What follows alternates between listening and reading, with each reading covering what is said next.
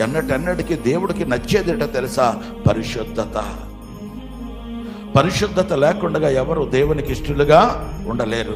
మనకు ఉండవలసిందేటో తెలుసా? నువ్వు పాడగలిగినా పాడలేకపోయినా, చదవగలిగినా చదవకపోయినా, ఉపవాసం ఉండగలిగినా ఉండలేకపోయినా, కానుక ఇవ్వగలిగినా ఇవ్వలేకపోయినా, నీకు ఉండవలసిన అర్హత ఏంటో తెలుసా? పరిశుద్ధత. ఆ పరలోక పట్టణంలో ఆ ప్రభువును చూస్తాను.